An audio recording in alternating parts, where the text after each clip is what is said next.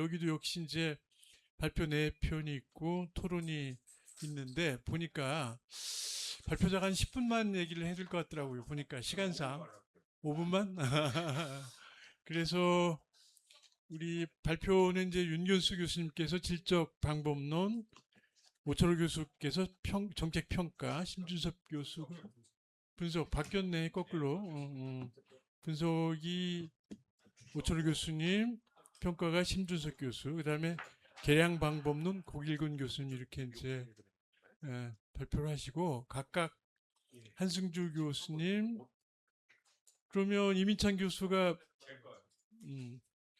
분석, 김광국 교수님 평가, 김경동 교수가 방법론 이렇게 토론하겠습니다. 우선 어떻든 그 발표자가 10분 정도씩 해서 해보고 나서 시간이 어떻게 되는가에 따라서 토론 시간을 나중에 조정하는 걸로 이렇게 하겠습니다. 그러시면 아마 발제문은 따로 정리가 그 프린트는 안 돼 있고 PPT로 이제 발표를 하시게 되어 있는데 발표 시작을 윤견수 교수님 준비되셨어요?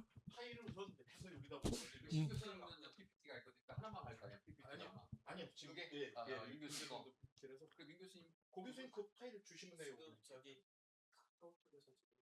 다운로드하고 USB 빌려드릴까요? 아니 그러면 일단은 그러면 준비되는 분부터 하면 되고 누가 윤 교수님 윤 교수님 거 올라와 있어. 아직 올라오질 않아서 파일. 올라온 순서 그러면 올라온 거는 신경쓰니까 올라올 게 없어요. 올라올 게 없다고? 학교로 안 보냈어요. 안 보냈다.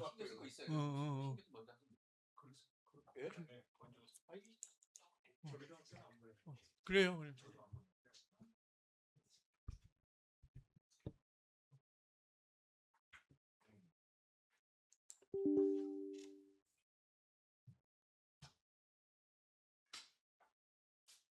슬라이드 쇼 전체 슬라이드. 여기죠.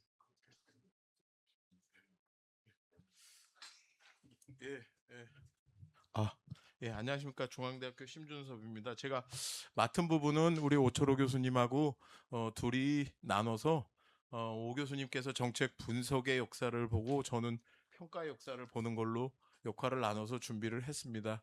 그리고 비슷한 포맷으로 이걸 좀 분석을 하려고 연구, 교육, 실무 세 개 차원으로 나눠서 그렇게 분석을 진행했다라는 말씀을 우선 드리겠습니다. 네. 그래서 뭐 이게 한 10분 안에 발표를 드려야 돼서 개괄적인 내용 중심으로 드리고자 합니다.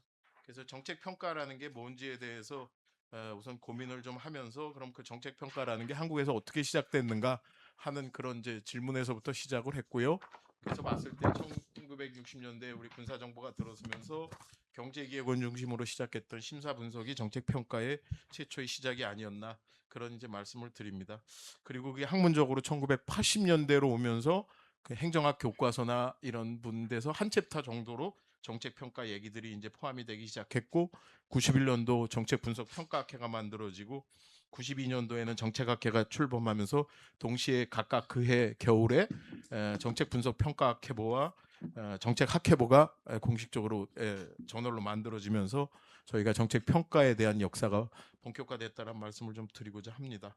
그래서 그 이후에 연구, 교육, 실무가 그런 시대적인 맥락 속에서 또는 우리가 알고 있는 그런 행정학과 행정학의 그 정책학의 거대한 그런 변화 물결, 뭐 신자유주의를 비롯해서 그런 물결 속에서 같은 변화의 흐름을 보였다라는 말씀을 좀 드리고 싶습니다. 네. 예. 그리고 또 보면은 저희가 그 평가 이론들이 대체로 뭐 미국을 중심으로 한 실증주의적인 그런 평가 이론들이 많이 도입이 되고 있었지만 나름대로 또 그것을 가져다가 저희 걸로 현지화하려는 소위 토착화라는 표현을 씁니다만 현지화하려는 노력들도 동시에 병행이 되고 있었습니다. 들여다봤을 때.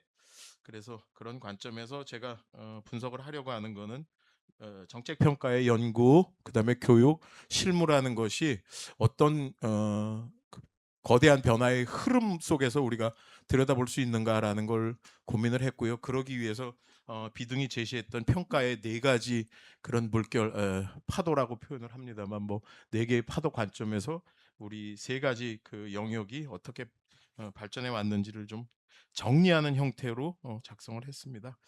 그래서 비등이 얘기했던 평가의 4대 물결은 평가의 역사라는 게 물결과 퇴적물의 은유로 표현이 되면서 평가가 기존의 것들을 대체하는 게 아니라 기존의 것들이 누적되어 왔던 그런 역사다라고 보면서 네 가지 변화의 물결을 얘기했습니다. 뭐 소위 굳이 얘기하자면 뭐 평가의 패러다임이라고 해도 큰 무리는 없을 것 같은데 첫째가 과학 주도입니다.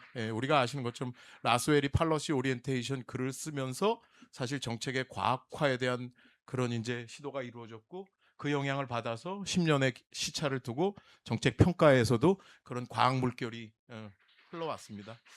그리고 그 다음에는 이제 대화지향적 다이얼로그 오리엔티드 웨이브입니다.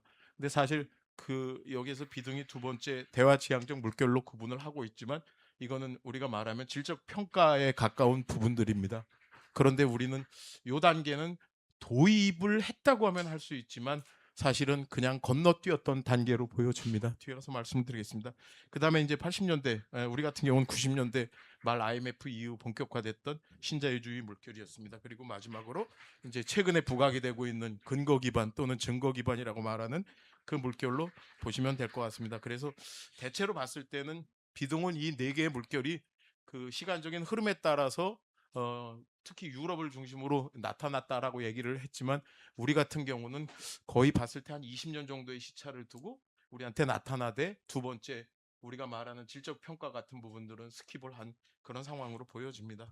그래서 첫 번째 과학 주도 물결은 말씀을 드렸던 것처럼 그런 라스웰식 팔러시 사이언스의 영향을 받은 그런 접근법이라고 보시면 될 것 같습니다. 그래서 도구적 합리성에 초점을 맞추고 문제 해결을 위한 수단들을 합리적인 수단들을 찾는 것이 평가의 어쨌든 최종적인 목적으로 받아들여졌던 시기입니다. 그래서 정책 평가 결과가 그 이후에 합리적 정책을 만드는 데 있어서 인풋으로 활용이 됐고 보이시는 것처럼 PPBS나 ZBB 같은 시스템 분석이든 CBA 같은 분석 기법들에 등장하고 같이 하는 것으로 맥을 확인할 수 있었습니다. 그다음에 이제 두 번째는 다이얼로그 오리엔티드 웨이브입니다. 이거는 실제로 보면 우리가 구성주의가 나타났던 규바 링컨이 시작했던 그 구성주의 패러다임이 정책의 영역에 들어왔고 그것이 1970년대의 대화지향 물결이라는 소위 그 패러다임 속에서 확산이 되었었습니다. 그래서 기존에 보면 정책이라는 것이 우리가 아는 것처럼 아이언 트라이앵글이 만드는 그런 전문가의 영역이었다면 이 대화지향 물결에서 지향하는 것은 이해관계자 전체가 평가에 참여를 해야 된다라는 그런 관점이었고 그래서 정책 평가가 참여와 소통이 중요하다라는 그런 시각이었습니다. 그러니까 지금 우리가 보더라도 굉장히 좀 우리 입장에서는 생소한 평가일 수도 있고요. 그래서 표현 자체를 그 비동은 이걸 민주적 평가라고 표현을 하고 있습니다. 그리고 이 물결 같은 경우 이제 1990년대 중반에 우리가 아는 것처럼 그 정책학 연구에서 아규멘터티브 턴으로 넘어갔습니다. 그래서 논쟁적인 우리가 전환이라고 얘기를 하죠. 그래서 우리가 뭐 알고 있는 그런 하버마스를 비롯해서 피셔라든가 쉔레인이라든가 하이어라든가 드라이잭이라든가 딜레온이라든가 던 같은 학자들이 뭐 던 같은 경우 실증주의 관점에서 접근을 했습니다만 또 상당 부분 그런 대화지향 물결에도 영향을 미쳤습니다. 그다음에 이제 세 번째는 우리가 잘 아시는 신자유주의 물결이었고 이게 우리 공공부문의 개혁 모델로는 신공공관리로 NPM으로 이어지면서 정책 평가 역시도 그런 NPM적 관점에서 성과 관리 중심으로 전환이 됐다라는 말씀을 좀 드리고 싶습니다. 그 다음에 이제 마지막 요즘 뭐 보면은 우리 젊은 행정학 교수님들이 많이 쓰시는 이제 에비던스 베이스드 접근이 되겠습니다. 그래서 실상 본다면은 제가 유학하던 시절에 1990년대 후반에 뭐 의학 쪽에서 근거 기반 의학이라는 말을 듣던 거기서부터 출발이 실제로 되었더라고요. 그래서 시장보다는 신자유주의에서 강조하는 그 물결에서 강조하는 시장보다는 과학적인 검증하고 전문성을 좀 강조하는데 주목할 점은 그런 에비던스라는 것이 어떤 에비던스가 가장 최상위에 있느냐고 본다면은 실험 기반의 RCT 기반의 그 거기서 얻어지는 데이터 자체를 에비던스에서 가장 높은 수준의 에비던스로 보고 있고 가장 낮은 수준의 에비던스가 이용자의 의견입니다. 그러니까 NPM하고는 정반대되는 입장을 취하고 있습니다. 자, 그래서 분석의 틀이라고 얘기하면 그냥 기본적으로는 이 비등이 말했던 네 개의 정책 평가의 패러다임 관점에서 우리나라는 어떤 방식으로 따라가고 있는가 하는 것들을 조금 들여다봤고요. 그래서 뭐 굳이 얘기하면 첫 번째 물결, 두 번째 물결, 세 번째 물결, 네 번째 물결이 어떤 전개 과정을 거쳤는지를 연구와 교육과 실무의 그런 관점에서 들여다봤습니다. 다만 정책 평가의 역사를 뭐 명칭은 조금 뭐 시기 명칭은 뭐 붙였습니다만 그거보다는 이렇게 크게 네 개의 그 시기로 나눠서 들여다봤을 때 말씀드렸던 것처럼 대화지향 물결 같은 경우는 도입이 되는 듯하다가 바로 그냥 신자유주의 우리 같은 경우는 IMF를 거치면서 그리로 넘어갔다라는 좀 말씀을 드리고 싶습니다. 예, 그래서 시작은 1960년대가 시작이었고 심사 분석이 들어서면서 시작이 됐었습니다. 그런데 심사 분석이라는 것 자체가 실제로 본다면 정부 사업에 대한 추진 상황을 모니터링하는 게 핵심이었지 사실 평가라고 말하기에는 굉장히 이렇게 방법론적으로 뭔가 이렇게 정교화되어 있구나 그렇지는 않은 상황으로 나타났습니다. 그래서 그런 부분들이 그 당시에는 그냥 심사 분석이 말 그대로 그냥 모니터링하는 수준에 그쳤던 그런 한계로 보여집니다. 실무 차원에서는.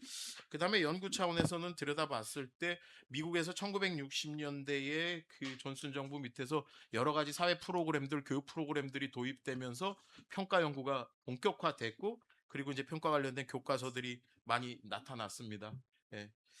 그리고 이제 그런 것들이 우리나라에서도 10년의 시차를 두고 그 교과서에 이제 그런 평가 관련된 것들이 소개가 됐던 시기로 보여집니다. 그래서 들여다봤을 때 백완기 교수님, 노화준 교수님, 뭐 김광훈 교수님, 정정길 교수님 이런 우리 초기 행정학자들께서 행정학하고 정책학과 관련된 기초이론 수립을 진행하셨는데 제가 이렇게 찾아보니까 1979년도에 백완기 교수님께서 한국행정에 있어서 평가제도의 도입 연구라는 법학 법률 행정 논집입니다. 정확하게는 고려대학교에서 나온 그게 시초더라고요. 예.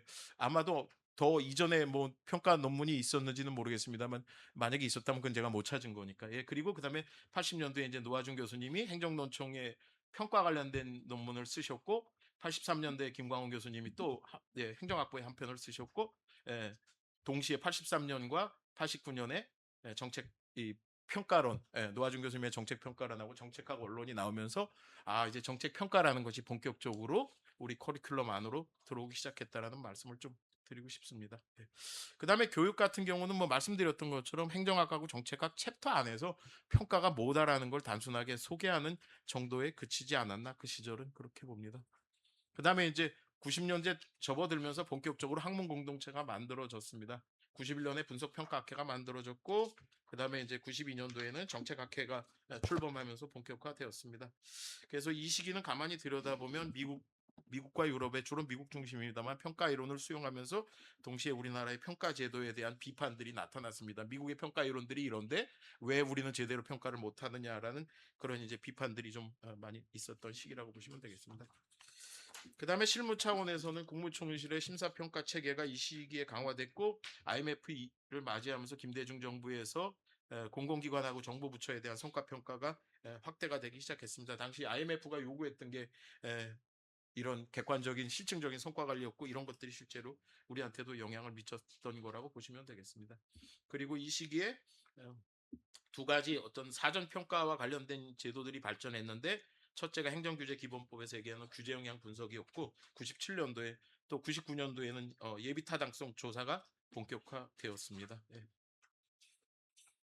그리고 이제 90년대 들어서서 찾아봤더니 정책평가론 교과목이 개설이 되기 시작을 했고 주로 교재로 쓰였던 건 로시하고 프리만의 이밸류에이션 이런 책들 와이스 책 이런 것들이 주로 교과서로 쓰였습니다만 여전히 우리 맥락에서 그 평가와 관련된 이론들을 현지화하려는 시도라든가 또는 그런 이론들을 가져다가 실제 어떻게 평가할 것이냐를 교육하는 그런 훈련들은 매우 미약한 수준이었습니다. 그 다음에 이제 2000년대 접어들면서 본격화된 게 정보업무 등의 평가에 관한 기본법이 이제 2001년도에 만들어지면서부터 실제로 정책평가의 포괄적인 이제 입법이 만들어졌습니다. 이후에 이제 개정을 거치고 2007년에는 공공기관의 운영에 관한 법률에서 공공기관을 보면 이제 공기업하고 준정부기관이 경영평가 대상으로 들어갔습니다. 그리고 이 시기에는 주로 본다면 방법론적으로는 계량성과지표 중심의 평가였습니다. 그래서 우리가 잘 아시는 것처럼 BSC 기반의 KPI들이 들어오면서 어쨌든 지표 설정하는 게 마치 평가처럼 받아들여지고 그 지표의 달성도가 평가 결과인 것처럼 받아들여졌던 그런 상황이었습니다. 그러다 보니까 그런 것들이 지금까지도 남아서 우리가 뭐 여기 오시는 교수님들과 박사님들 많이 참여하시겠지만 공공기관 경영평가 같은 것들 참여하면 대체로 평가라는 개념을 성과지표를 두고 목표 달성도를 들여다보는 걸 평가로 받아들이고 있는 상황이라고 보시면 되겠습니다. 예. 예. 그리고 이제 그런 부분들에 대해서 뭐 이제 이윤식 교수님 등을 비롯해서 많은 교수님들이 문제 제기를 이제 하셨고요. 이게 성과 관리하고 평가라는 것 자체가 이제 개념적인 혼동도 오고 있다라는 그런 비판적인 지적들이 있으셨습니다. 그다음에 2000년대 접어들면서 이제 주요 대학에서 정책 평가론 교육이 이제 본격적으로 도입이 되는데 눈여겨볼 거는 미국에서는 했던 그 MPP, MPA 말고 MPP 과정에서 쓰는 실라버스들이 우리한테도 그대로 들어오면서 또 우리만이 가지고 있던 정보 업무 평가하고 이렇게 그 우리 실라버스 안에 섞이는 그런 이제 모습들을 좀 나타내 주고 있다라는 말씀을 드리겠습니다. 예. 그리고 그 당시에 보면은 이윤식 교수님, 뭐 노하준 교수님, 그다음에 여기 오늘 사회를 보여주신 남궁문 교수님 이런 분들이 이제 정책학 그 교과서를 내시면서 정책 평가 영역이 이제 본격적으로 학교 안으로 들어왔습니다. 그다음에 이제 연구 같은 경우는 이제 이제 심화기로 넘어가서 보면은 2010년대 이후에는 가장 이제 두드러지는 얘기가 이제 에비던스 베이스드 어프로치가 강화됐다라는 겁니다. 근데 주목할 점은 흥미롭게도 이 에비던스 베이스드 어프로치가 시작이 된 게 20년 정도 미국하고 시차를 두고 있다라는 거고요. 그래서 근거 기반 정책 패러다임이 확산되면서 보시는 것처럼 뭐 DID 이중 차분이든 뭐 RDD든 뭐 성향 점수 매칭이든 그다음에 도구 변수 같은 것들이 지금 뭐 우리가 보면은 박사과정생들 논문에서 가장 많이 발견되는 그런 기법들도 사용이 되고 있습니다. 그리고 또 한 가지는 저희가 아까 말씀드렸던 것처럼 2단계의 그 대화지향적인 그런 파도를 겪지 않다 보니까 혼합 방법론, 믹스 메소돌로지 또는 뭐 메소돌로지컬 트라이앵귤레이션이라고 하는 그런 것들에 대한 요구들이 계속 나타나기 시작하면서 여기 와 계시는 오철호 교수님께서 대표적으로 보시면 이게 학문하고 실무 간에 서로 연계가 되고 조화가 돼야 된다라는 그런 문제 제기도 많이 해주셨습니다. 그다음에 실무 차원에서 보면 이제 정보업무평가법이 계속 개편이 됐습니다. 그래서 정권마다 이렇게 개편이 됐고 현 정부에서 눈여겨볼 건 현 정부는 국정과제하고 연계한 국민체감 및 결과중심 평가를 강조하는데 사실 결과중심 평가는 신자유주의 물결에서 강조했던 부분들인데 그것도 시차를 두고 다시 이제 현 시점에서 부각이 됐다라는 말씀을 좀 드리겠습니다. 그리고 주목할 점은 이제 평가 실무 쪽에서는 굉장히 영역별 평가들이 많이 늘어나고 있습니다. 그래서 특정한 분야 보이시는 것처럼 뭐 고용, 성평등, 아동, 청년 이런 것들이 정책 분야별로 많이 늘어나고 있었습니다. 그다음에 교육에서는 뭐 기존에 왔던 그런 약간 경로를 따라서 미국과 유럽의 평가 제도들을 가져오되 우리가 가지고 있는 정보 업무 평가하고 어떻게든 이렇게 뭐 결합을 하려고 하는 그런 시도들은 계속 확장이 되었습니다. 근데 다만 그 과정에서 미국 같은 경우는 실제로 보면 경제학 스쿨 같은 데서도 정책 평가 물론 실험 기반 평가들이고 뭐 우리가 아는 이코노메트릭스 기반의 평가들입니다만 우리 같은 경우는 여전히 행정학 이외에는 다른 학문 분야에서는 평가 관련된 얘기를 많이 안 다루고 있는 그런 상황이라는 말씀을 드리고 싶습니다. 그리고 평가 방법론 역시도 많은 교수님들이 저런 증거 기반 방법론들을 쓰고 있지만 막상 교육이나 그런 부분에 있어서 저런 것들을 가르치고 현장에서 쓸 수 있게 할 수 있는 부분들은 여전히 많이 부족하지 않나 그런 생각이 듭니다. 그래서 총괄적으로 봤을 때 그냥 우리 정책평가 지식이 지금까지 변화해서 보여줬던 특징은 압축적으로 발전을 하고 있다는 거죠. 뭐 이거는 뭐 우리가 가지고 있는 우리나라의 국가의 어떤 그런 변화 모습하고도 좀 비슷한데 1, 2, 3, 4, 8 그런 웨이브를 순차적으로 겪은 거에 비해서 우리는 이 웨이브는 두 번째 그 대화 중심 웨이브는 건너뛰고 바로 그냥 다음 단계로 넘어갔던 그런 상황이고 다시 시차를 두고 최근에 와가지고 우리가 공론화 과정을 거치면서 수기민주주의 개념이 막 확장되면서 다시 이제 두 번째 파도인 대화 파도가 우리 안에서 논의되고 있는 그런 상황이라고 보시면 될 것 같습니다. 그다음에 이제 평가 연구 교육에 대한 이제 실무 간의 그 평가 연구와 교육 실무 간의 괴리 부분은 오철호 교수님께서도 지적해 주셨던 것처럼 교육 따로, 연구 따로, 실무 따로 좀 그런 부분들이 있다라는 말씀을 드리고 싶고요. 경로 의존적 변화는 기존에 가지고 있던 우리 정보무 평가 기본법 안에서의 틀들이 지금까지도 내려오면서 그 안에서 어떤 패스 디펜던시를 보여주는 걸로 좀 확인이 되었습니다. 그 다음에 말씀드렸던 것처럼 그게 증거 기반 정책이 증거 기반 접근법들이 가지고 있는 강점이라고 말한다면 실증주의의 확대죠. 근데 그게 동시에 역설적으로 본다면 그런 질적 평가, 우리가 말하는 평가에 있어서 그러니까 정책의 수혜자들이 어떻게 정책을 받아들이고 그것들을 어떻게 인식하는가에 대한 평가 같은 것들은 지금 거의 사실상 우리 같은 경우는 하고 있지를 않다 보니까 양적 평가와 질적 평가 간의 어떤 조화가 많이 미흡하지 않나. 그래서 말씀드렸던 것처럼 비등이 얘기했던 대화지향 파도는 우리 정책 평가 패러다임에서는 사실 엄밀히 말씀드리면 찾아보기가 좀 어려웠다는 말씀을 드립니다. 그 다음에 마지막으로는 저희도 가르치면서 혼란을 겪고 있는 것 중에 하나가 성과 관리하고 평가 사이의 개념적인 구분의 모호성입니다. 저희가 기관 평가를 하다 보니까 기관 평가라는 표현을 쓰는데 사실 지금 우리가 배우는 증거 기반 이런 정책의 평가들은 사업 단위 평가입니다. 그러니까 그 사업들을 모아놓으면 예를 들자면 정책 영역 분야의 평가, 저도 참여하지만 청소년 정책 평가라고 하면 그 안에 다양한 사업들이 있는데 그럼 중범위 정도의 평가가 이루어져야 되는 거고 그런 영역들을 또 여러 개 복수로 다루면 그게 기관 평가인데 거기도 평가라는 용어를 쓰고 마지막 가장 낮은 단위의 프로그램이라든가 사업 단위에서 그 유닛별로도 평가라는 걸 쓰다 보니까 도대체 평가가 뭐냐라는 질문을 할 수밖에 없고 그러면 우리가 어떤 수준에 맞춰서 평가 교육을 해야 되고 또 그걸 실무에 반영할 거냐라는 것이 아직 좀 뭔가 불분명하지 않나. 이제는 그런 것들은 오히려 저희 같은 학자들이 나서서 조금은 그런 마이크로 그다음에 메소, 매크로를 좀 레벨을 구분해 줘야 되지 않을까 하는 게 제가 분석하면서 얻어진 최종적인 결과였습니다. 10분을 시간을 좀 너무 많이 넘긴 것 같아서 죄송합니다. 제 발표는 괜찮습니다. 자, 수고하셨고요. 그래도 빠르게 정리를 해줘서 시간 많이 절약했고 우철 교수님이 분석을 먼저 한 다음에 방법론으로 넘어가야 될 것 같아요. 네. 이거 한번 연결해서 안 되면은 그걸 없이 바로 앉아서 신 교수가 나가서 해가지고 나도 나가야 되나 이렇게 생각하고 그냥 편하신 대로. 저 막간을 이용해서 시간을 세이브하기 위해서 제가 바로 시작하겠습니다. 제 글이 저기 연결이 되면은 여러분이 잠깐 보실 거고 그렇지 않으면 그냥 이렇게 편하게 들으시면 됩니다. 사실 이게 방법론 시간인데 정책 분석과 평가를 이야기하는 이유는 우리 행정학 분야에서 정책 분석과 평가의 방법론적인 논의가 굉장히 많이 진행되는 영역입니다.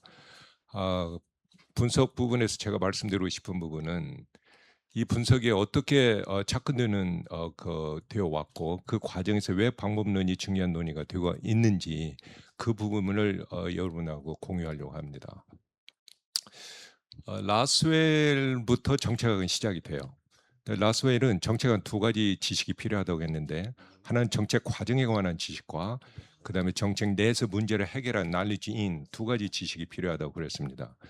비슷하게 던이라든가 굉장히 많은 분석 학자들도 정책 분석은 두 가지 성격을 띈다고 그랬습니다. 하나는 학술적인 측면이고 또 하나는 규범적 처방적 측면을 동시에 가지고 있다고 그랬습니다. 근데 이런 것들이 녹아져 내려오면서 정책 분석이 학자에 따라서 어느 부분을 강조하냐에 따라서 이론적 측면이 강해지고 또 하나는 적용하는 측면이 강해졌습니다. 저는 세 가지 측면에서 이걸 보려고 하는데 하나는 연구, 교육, 그리고 실무 세 가지 차원에서 정책 분석이 어떻게 우리나라에 착근되어 왔고 그 세 가지 차원들의 갈등 관계나 링키지는 어떻게 되는지 이 부분에 대해서만 간단히 말씀드리겠습니다. 전체적으로 아까 우리 신 교수께서 말씀을 하신 것처럼 크게 우리나라의 정책 평가나 분석은 네 단계의 흐름으로 일부러 나눠볼 수가 있어요. 그 첫 번째가 60년대, 70년대이고 두 번째가 80년대, 90년대 그리고 2000년, 2010년 대개 이 이후인데 초기에 이 정책 분석이나 평가 굉장히 재미있는 것은 우리나라 같은 경우에는 연구로부터 이 분야가 시작된 게 아니라 실무로부터 시작됐다는 거예요. 60년대에 우리나라 경제개발 개혁을 하면서 합리적인 경제개혁 개발에 분석 수단이 필요했고 그래서 정책 분석이 그때 처음으로 도입이 됐습니다. 그게 바로 여러분들이 굉장히 익숙한 비용 편익 분석이라든가 비용 효과 분석, 경제성 분석이 그때부터 시작이 됐던 거죠. 그래서 그와 같은 것들이 쭉 진행이 되면서 또 하나 우리가 생각해 볼 게 뭐냐면은 70년대, 80년대로 넘어오면서 그런 것들이 거의 주도적으로 정책 분석을 이끌어 갔습니다. 80년대 후반에서 90년대 들어서면서 우리 학자들이 굉장히 많이 공부하고 오셨고 그분들을 중심으로 해서 전문 분야가 만들어졌습니다. 그게 91년, 92년 정책 분석 평가학회와 정책학회가 만들어진 거죠. 물론 그 전에 행정학회가 있었어요. 네. 근데 행정학회가 있어도 그 행정학회에서 정책 분석은 그다지 중요한 메이저 파트가 아니었습니다. 본격적으로 정책학회나 분석평가학회가 만들어지면서 실질적으로 이 분야에 대한 관심이 높아졌죠. 그리고 그때부터 학술지가 만들어졌죠. 학술지가 만들어졌다는 것은 그만큼 그 분야가 전문성을 띠기 시작했다는 뜻이죠.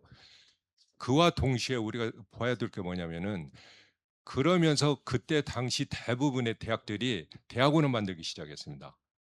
그래서 교육 분야에서 대학원을 보면은 그때 당시에 세 가지 줄기가 있었어요. 하나는 국책연구소에 있는 대학원이 있었고 또 하나는 전문대학원 그리고 또 하나는 일반 학과의 일반 대학원입니다. 그래서 우리나라 같은 경우 행정학에서는 행정대학원이 제일 먼저 시작을 됐고요. 그다음에 국책 그 연구기관의 대학원에서는 빼놓을 수 없는 부분이 KDI예요. 그 KDI는 사실은 정책 분석과 평가에서는 여전히 지금도 굉장히 중요한 역할을 합니다. 그리고 또 하나는 분야가 정책 전문 대학원이죠. 예컨대 거버넌스 같은 경우 성대 거버넌스 대학이라든가 고대 정책 대학원이라든가 이런 게 이제 전문 대학원이죠.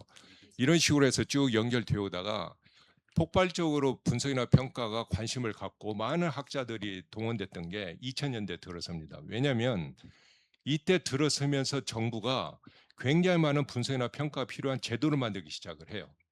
그래서 예비 타당성 검사라든가 규제 영향 평가라든가 환경 영향 평가라든가 공공기관 평가라든가 굉장히 많은 평가와 분석들이 이때 제도적으로 폭발하기 시작합니다. 그리고 그때 당시에 분석이나 평가의 전문가들은 학계에서 리크루팅을 했고 많은 행정학자들이 그때 당시에 참여를 했어요. 근데 이 부분에서 우리가 한 가지 나중에 제가 마무리하면서 말씀을 드리겠지만 동시에 분석이나 평가의 전문성이 떨어지는 문제도 생깁니다. 이 부분이. 이게 이제 2000년대 들어서면서 아까 우리 신 교수도 언급했지만 학자들의 연구 경향과 그다음에 그 같은 실무 활동이 축적되면서 또 하나 학자들이 빌려다 쓴 게 뭐냐면 증거 기반 이라는 이론을 갖다 씁니다. 그리고 그때 당시 행정개혁하면서 성과 관리나 이런 것들을 굉장히 많이 갖다 써요.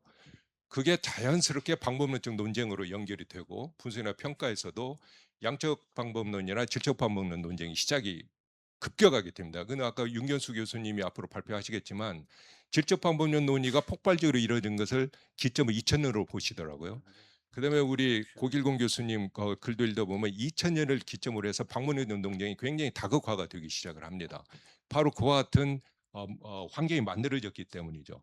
그게 2010년 지나면서 예를 들어 데이터 기반이라든가 튜닝되어진 AI라든가 이런 게 합쳐지며 정책 분석이나 평가가 AI나 데이터를 어떻게 활용할 거냐라는 논쟁도 있고 또 하나는 정책 분석과 평가라는 틀이 AI나 디지털이 접목되는 과정에 어떠한 프레임워크를 제공할 수 있겠느냐라고 하는 그 두 가지 논쟁이 있을 수가 있어요.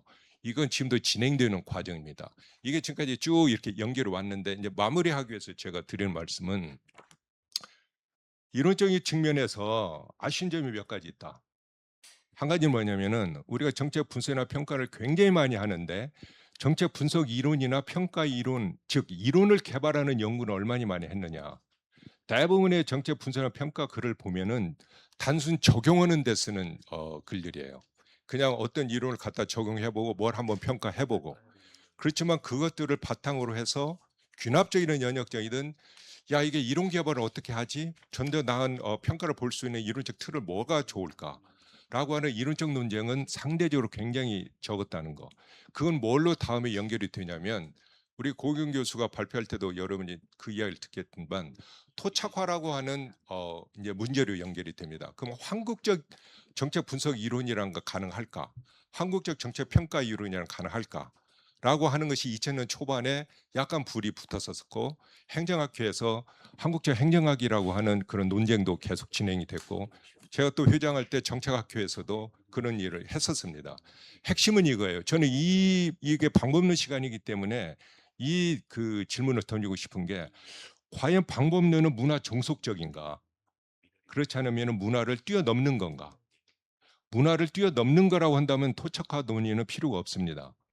하지만은 문화 종속적인 부분이 있다라고 한다면 토착화 논의가 필요한 거예요. 다만 그 개념과 범위를 어떻게 할 거냐는 많은 논쟁과 합의가 필요한 부분이죠. 그리고 방법론과 관련돼서는 2000년을 기점으로 해서 전적 분석이든 평가든 이제는 양적 방법론이나 질적 방법론 either or라는 개념은 별 의미가 없다.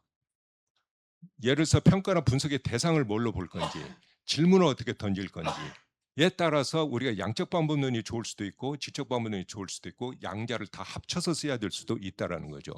제가 적어도 말씀드리고 싶은 것은 양적 방법론을 통해서 형식지에서의 패턴을 끌어낼 수 있다면 그 밑에 흐르는 암묵지의 의미를 끌어낼 수 있는 그 같은 노력은 같이 있어야 된다는 거고 저는 그 같은 노력이 적어도 AI 시대에는 충분히 적용해서 활용할 수 있다라는 이 부분 이게 이제 후속 학자들이 굉장히 고민을 하고 연구를 많이 해야 될 부분입니다.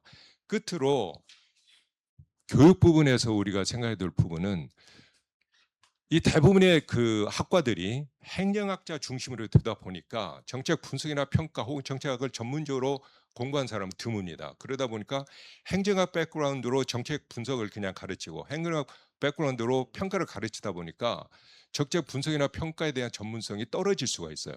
그리고 많은 그 행정학자들이 평가에 동원되고 그다음에 분석에 참석하다 보니까 다 그냥 정책 분석이나 평가 전문가처럼 생각을 하는 거예요.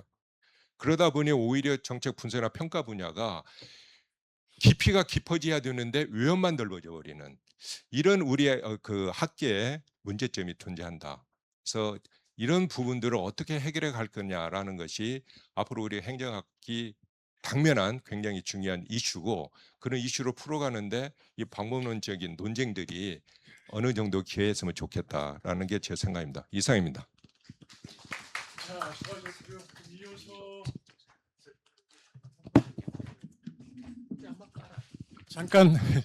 잠깐 질적 방법론하고 계량 방법론이 남아 있는데 윤 교수님 질적 분석의 전개 과정이 떴네.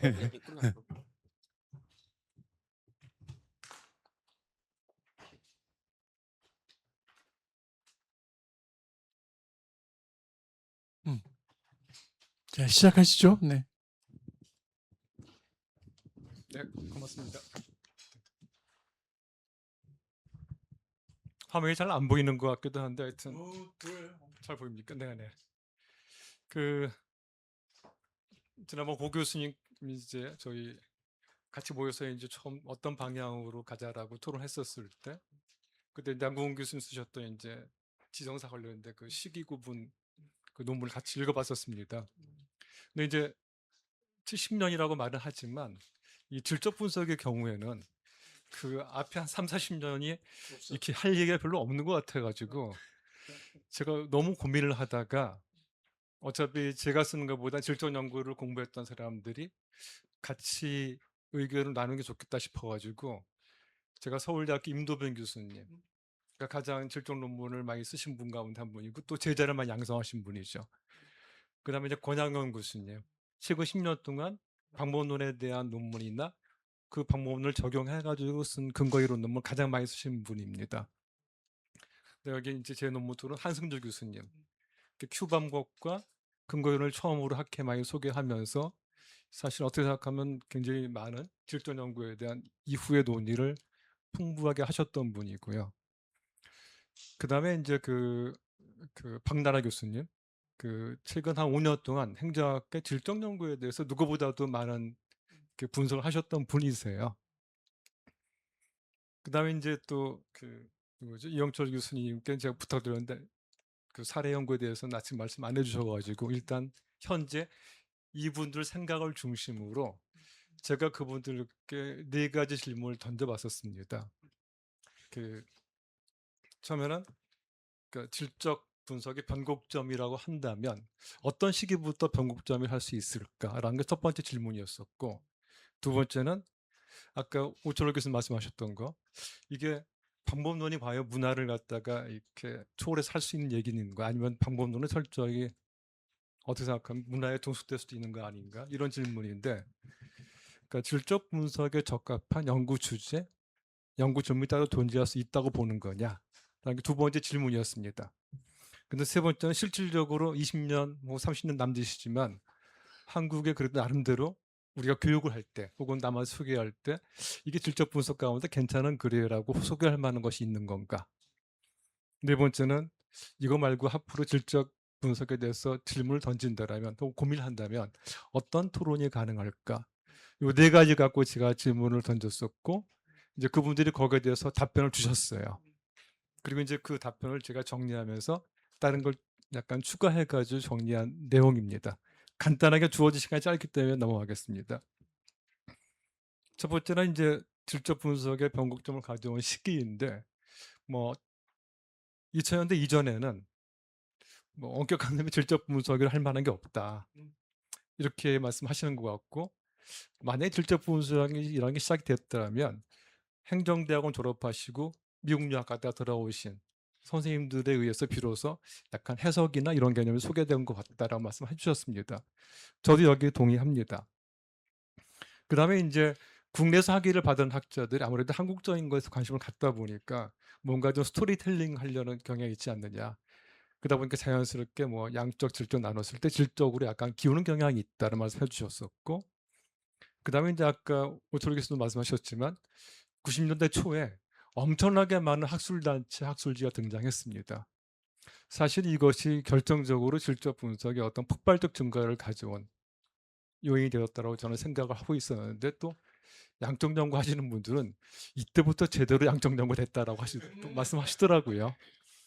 하여간 그 상당히 좋은 학술지와 그다음에 연구기관들이 아마 질적 연구뿐만이 아니라 연구의 어떤 폭발적 증가를 가져온 것 같습니다.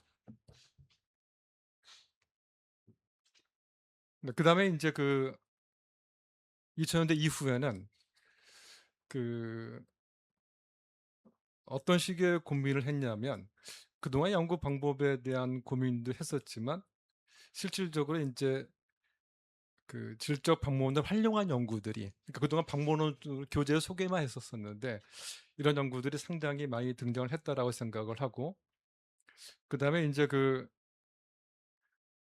여기서 이제 굉장히 최근에 이제 많은 학자들, 특히 이제 뭐 권양훈 교수님, 박나래 교수님, 한순희 교수님 다 똑같은 입장인데, 이게 질적 연구 진영 내에서도 나름대로 상당한 자기 비판, 그다음에 이게 과연 연구일까라는 고민과 함께 행정학계, 정치학계뿐만이 아니라 근거이론학회 같은 질적 연구학회 같이 조인하면서 지금도 계속 스터디 모임을 하고 있는 걸로 알고 있습니다. 그다음에 이제 그 2000년대 이후에는 특히 이제는 공식적으로 하나의 유의미한 연구 방법으로 정착되고 있다라고 다들 평가를 하시는 것 같아요. 그 제가 이제 연구 설계 방법론 책을 봐도 우리 남궁 교수님께서 쓰셨던 행정 방법론을 보면 상당히 많이 질적 연구 분석 방법이 유의미한 방법으로 이렇게 등장했다고 말씀하고 계십니다. 그다음에 이제 그 이러면서 최근에 갑자기 이제 인공지능 때문에 이게 질적 방법론이 텍스트 기반으로 이루어진 방법론인데, 그 생성형 그 인공지능이 나오면서부터 LLM 기반 이런 그 어떤 프로그램들이 있죠. 이런 것들이 사실은 질적 연구에 도움이 될까 아닐까, 이런 굉장히 본질적인 아마 고민들을 많이 하는 것 같습니다. 이제 그 고민을 모아서 작년에 이제 한순우 교수께서 그 논문을 하나 쓰셨었죠. 결론은 뭐냐면 유의미한 파트너가 될 수는 있을 것 같다. 하지만 연구의 과정과 결과에 대한 책임은 연구자가 져야 된다, 이런 쪽으로 내렸던 것 같습니다. 이게 아마 현재 질적 연구진들 사이에서 이루어진 공감대입니다.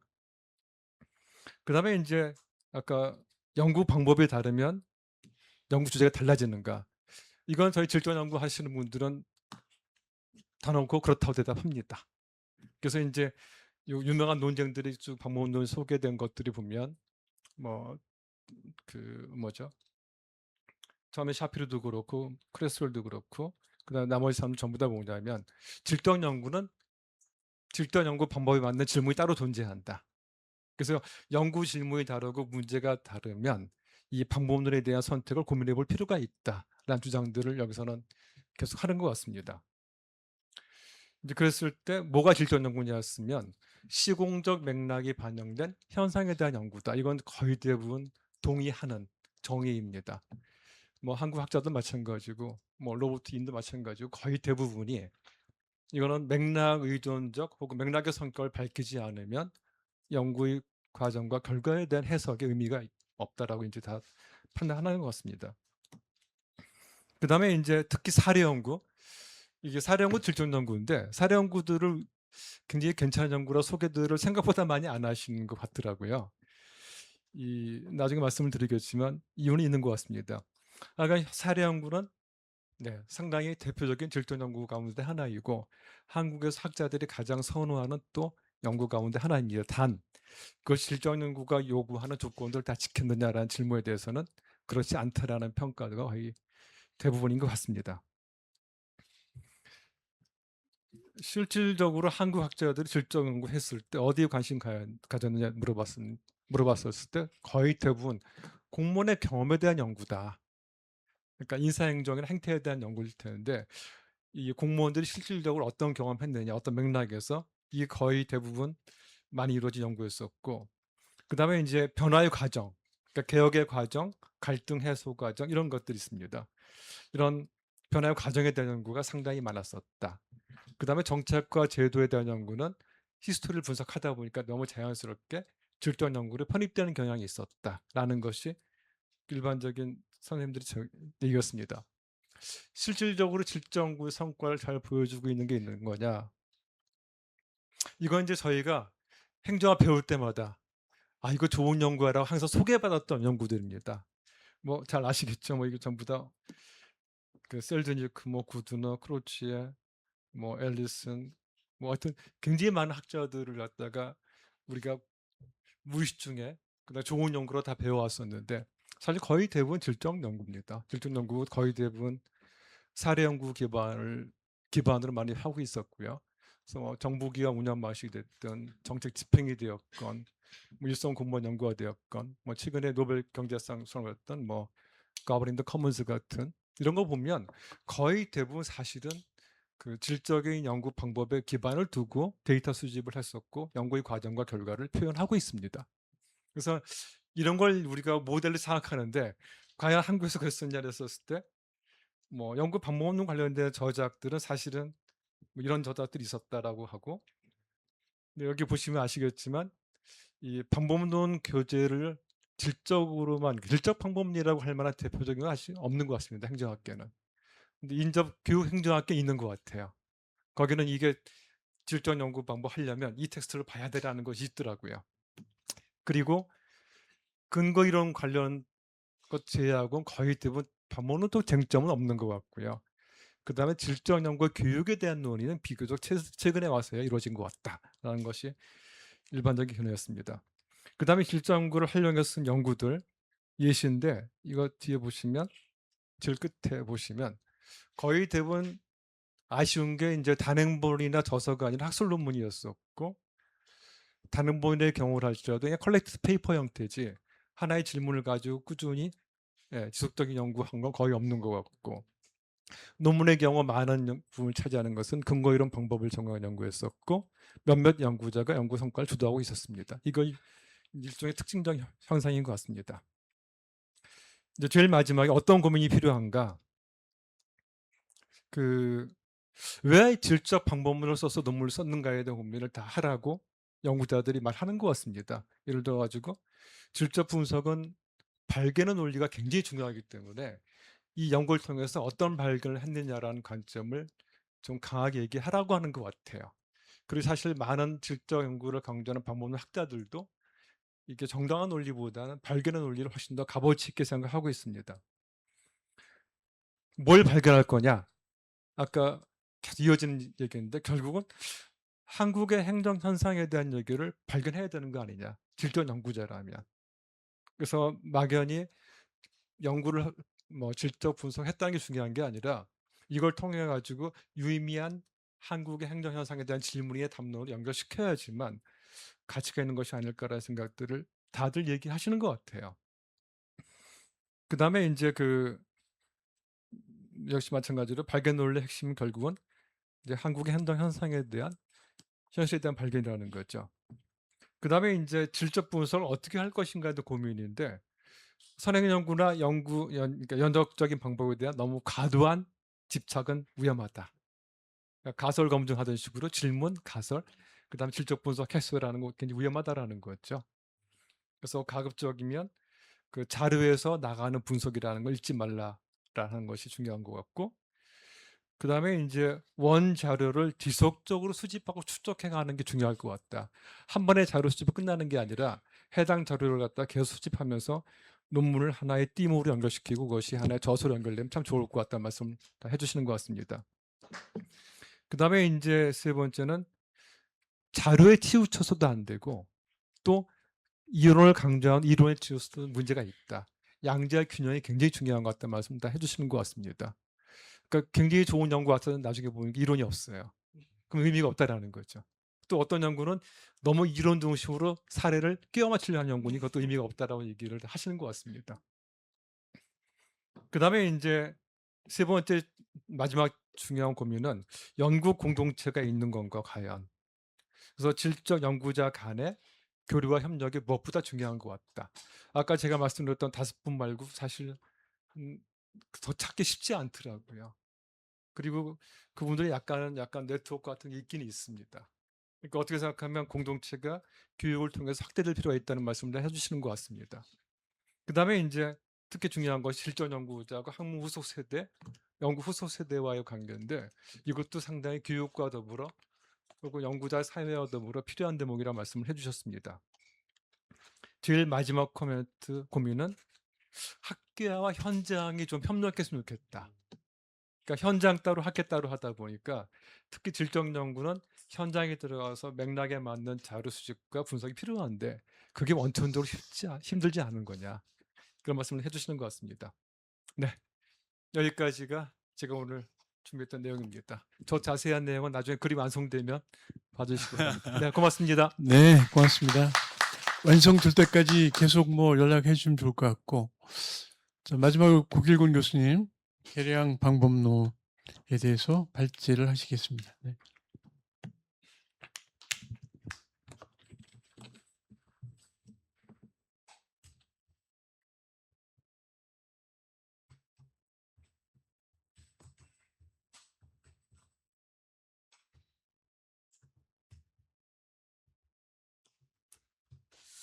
네, 먼저 저보다 먼저 발표해 주신 교수님들한테 제가 좀 감사하다는 말씀 좀 드려야 되겠습니다.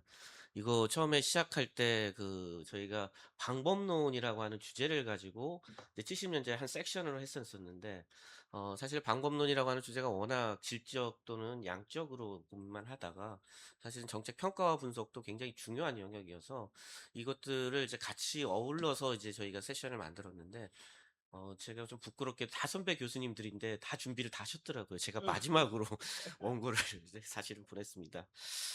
그래서 좀 너무 이렇게 도와주셔서 너무 감사드리고요. 그다음에 저는 이제 맡은 부분이 이제 계량 방법론입니다. 아까 이제 LLM 얘기하셨는데 지금 이 모든 작업이 이제 사실은 AI를 이용해서 작업들이 다 된 겁니다. 여기 지금 방금 전에 그 웹페이지에다가 지금 푸시하는 것도 전부 다 AI를 이용해서 다 되는 겁니다. 저희 이제 그 방법론 쪽을 이제 하다 보면 결국 나오는 이야기는 역시 사이먼 얘기고요. 왈도 나올 수밖에 없습니다. 놀랍게도 왈도는 사이먼의 책을 하고 왈도의 그 논쟁이 한국엔 거꾸로 소개가 돼서 원래는 사실 왈도의 이 과학주의라고 하는 것에 대한 비판으로 이제 사실 사이먼의 과학주의에 대한 비판으로 왈도가 나왔었는데 우리는 마치 실증주의 혁명이 60년대에 일어난 걸로 착각을 하고 있습니다. 사실은 30년대에 이미 있었고 그거에 대한 비판이 이제 왈도가 들어간 건데 어쨌든 이제 이런 그 도대체 그 과학적인 행정학이란 게 무엇인가, 행정의 가치 중립성 뭐 워낙 오랫동안 나왔던 거고, 이제 그런 맥락에서 우리가 계량 방법을 좀 철학적으로 이해를 해야 된다. 그다음에 이제 우리나라에서도 이제 이미 여기 이제 그 사실 이제 논쟁에 참여하신 모철호 교수님이나 다 계시는데 그 정책 분석 평가학회에서 이제 후기 실증주의를 이제 본격적으로 한번 다룹니다. 도대체 이제 실증주의와 그다음에 그 포스트 파지티비즘에 대한 얘기를 어떻게 볼 거냐라고 하는 거. 사실 저도 이제 그것에 대해서도 좀 궁금했던 거는 놀랍게도 후기 실증주의가 무엇이냐라는 거에 동의가 안 돼 있습니다.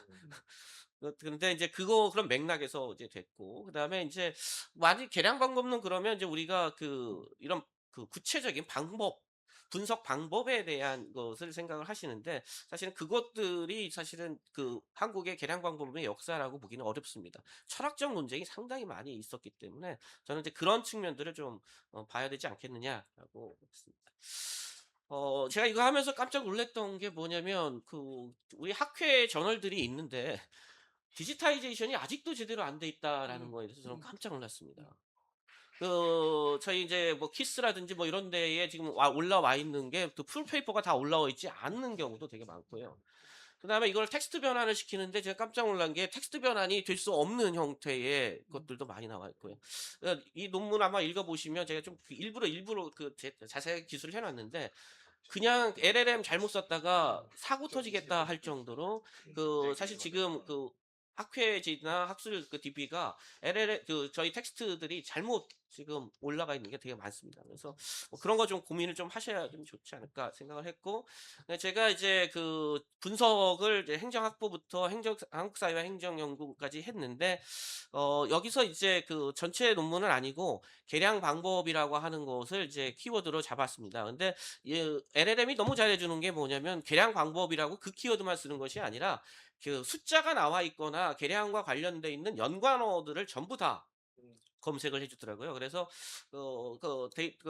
제가 보기에는 저 여러 번 다시 재검증을 해봤는데 상당히 많은 그 논문들을 다 커버를 했습니다. 그래서 뭐 제 선정 단계들에 대한 얘기들은 이제 여기 살펴보시면 될 것 같고요. 그럼 어떤 계량 방법론이 사용됐는가라는 걸 보면 분류 불명으로 해가지고 이게 한 42.7%인데 이게 분류가 불명한 게 아니라 이거는 어떤 거냐면 그냥 단순한 기술 통계 분석해 놓은 거 있지 않습니까? 이제 그런 거는 이제 그 어떤 방법론이라고 좀 하기는 그러니까 이제 그렇게 한 거고요. 회귀 분석이 한 34% 정도 됩니다. 38% 정도 됩니다. 근데 얘가 이제 우리 생각할 때 왜 이렇게 적지, 왜 이렇게 많지 그러는데 이게 굉장히 보수적으로 한 겁니다. 뒤에 나오는 구조 방정식이라든지 뭐 DI라든지 이게 다 회귀 분석의 일종이거든요. 근데 그런 것들을 그냥 분석이라고 하지 않고 그냥 회귀 분석이라고 하면 OLS하고 이제 다중회귀 정도만 그냥 한 겁니다. 근데 상당히 많은 부분을 차지하고 나머지 부분들이 이제 쭉 돼 있습니다. 이 이제 추세를 한번 보면 역시 사라지지 않을 것 같습니다. 역시 전통적인 방법론인 이 회귀 분석은 여전히 사라지지 않고 잘 사용되고 있고 최근에 이제 패널 고정 효과 분석들이 이제 상당히 많이 이제 올라오고 있고요. 러지타고 프로빗 그다음에 구조 방정식은 생각보다 많을 줄 알았는데 별로 많지 않아서 있었고 DID 이제 계속 이제 지금 치고 올라가고 있고요. 그다음에 뭐 시계열 분석도 사실 제대로 안 가르쳐서 그런지 모르겠지만 그렇게 많지는 않습니다. 그다음에 머신러닝 최근에 조금 올라갔거든요. 그다음에 네트워크 분석, 그다음에 토픽 모델링 뭐 이런 식으로 돼 있습니다. 이제 이런 추세들을 저희가 이렇게 보면 어떤 느낌이냐면 상당히 많은 방법론이 이제 사용되고 있지만 하나의 방법론을 우리가 꼽으라 그러면 회귀 분석인데 불행하게도 회귀 분석조차도 제대로 안 가르치고 있다라는 게 좀 저는 AI 시대 때 이제 걱정되는 게 뭐냐면 AI가 회귀 분석 너무 잘해 주거든요. 근데 회귀 분석의 이론을 제대로 이해하는 사람들이 이제 없어지고 있습니다. 그게 이제 가장 기본이 되는 방법들을 가장 제대로 가장 잘 가르쳐 줘야 되는데 그걸 못 하고 있는 겁니다. 아마 제가 이제 곧 머지않아 회귀 분석을 쓴 논문들이 그렇게 많은데 자 OLS에서 우리가 흔히 얘기하는 뭐 MLE 추정량에 대해서 한번 얘기를 해봐라. 그러면 MLE 추정량이 뭔지에 대한 거를 모르는 사람들이 태반일 겁니다. 이게 이제 저는 위기라고 생각을 하는데요. 어쨌든 그 수많은 방법론이 많이 쓰였을 것 같지만 여전히 이제 회귀 분석이 그 중요한 방법론이다. 어떤 연구를 위해서 그 계량 방법론이 사용되는가 읽어보시면 이제 그 되는데 저는 그 뭐를 중심으로 좀 봤냐면 수입 이론 검증하고 순수 한국 행정 문제를 이제 검증하는 그 계량 방법론이 어느 쪽에 더 많이 이용됐는가 봤더니 거의 비슷하게 움직이고 있습니다. 그러니까 여기서 순수 그 저기 수입 미국의 이론이라고 하는 것은 우리가 흔히 얘기하는 뭐 PSM이라든지 뭐 이런 이제 그 신자유주의나 뭐 이런 것들이 사실 우리나라에 시작된 게 아니거든요. 이제 그런 이론들을 이제 검증하기 위한 것들로 얼마나 썼느냐, 아니면 진짜 순수하게 한국의 뭐 정책 분석이나 평가라든지 또는 조직을 분석한다든지 그런 걸 봤는데 이제 거의 비슷하게 이제 진행되고 있습니다. 그러니까 결국은 이제 이 두 개가 공존한다라는 것은 한국 행정의 토착화 논쟁이 좀 잘못 맞춰진 점도 있다. 왜냐하면 이미 우리는 굉장히 우리 것도 연구한 것도 많았고, 그런데 그게 우리 마치 없었던 것처럼 보이는데 계량 분석에서도 사실은 그 적용하는 데 있어서 많이 그 순수 문제들을 많이 다뤘다. 뭐 그런 메시지를 좀 보이고 싶습니다. 그 다음에 제가 이제 또 걱정스러웠던 거는 그 연구의 품질, 연구 질문을 던지면서 품질이 계산되는가 보면 놀랍게도 회귀 분석의 크기하고 그다음에 실질적인 효과, 그다음에 강건성 분석 이거를 같이 한 연구가 3.9%밖에 안 됐습니다. 이건 뭐냐면 가장 기본이 되는 회귀 개수의 실질적 의미가 뭐냐. 그다음에 이게 그 언젠가 이거 민감할 수 있으니까 민감도 분석이나 강건성 분석을 해줘야 되는데 이 두 가지도 조차를 한꺼번에 한 논문이 3.9%밖에 안 된다. 이건 상당히 그 우리가 좀 부끄럽게 생각해야 될 부분인데 연구의 품질의 개선에 대한 문제는 다양한 방법론이 사용되고 있다라는 거에 비해서 개선될 정도는 별로 되지 않더라. 그다음에 그 과학성 논쟁에 대한 건데 이 실증주의 방법에 대한 것들, 그다음에 방법론적 다원주의 뭐 이런 이야기들이 이제 굉장히 많이 저희가 진행됐는데 실제 시기별로 우리나라가 그 사실 이제 놀라운 게 제가 이제 서론에 좀 썼는데 1970년도에 그 내무부 국장께서 이제 사실 방법론에 대한 행정통계 방법론에 대한 얘기를 하십니다.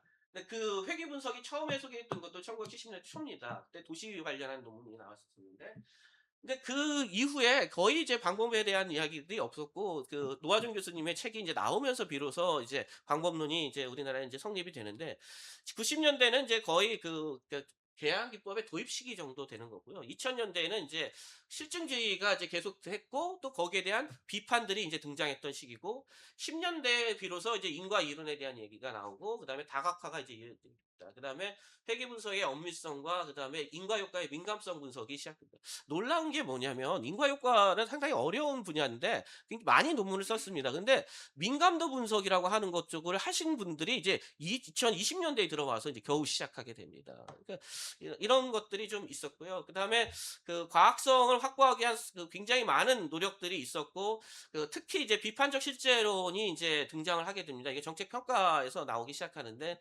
이게 비판적 실제론이 들어오면서 계량 방법론과 질적 연구들에 대한 이제 통합의 그 필요성들을 이제 우리가 많이 얘기를 하게 됩니다. 그다음에 계량 방법의 이제 믹스드 메서드라고 하는 것도 이제 계속 되는데 오철호 교수님이 이제 그 굉장히 좋은 말씀을 해주셨는데 무엇을 기준으로 통합할 것인가가 여전히 논쟁적이다. 여러 방법론을 써야 된다는 건 당위적인 얘기가 돼버렸는데 도대체 무엇 중심으로 볼 거냐, 어떻게 믹스할 거냐라는 게 조금 문제가 됐다라는 겁니다. 철학적 지는 제가 하나 지적하고 싶은 건 인식론적인 오류가 너무 심하다.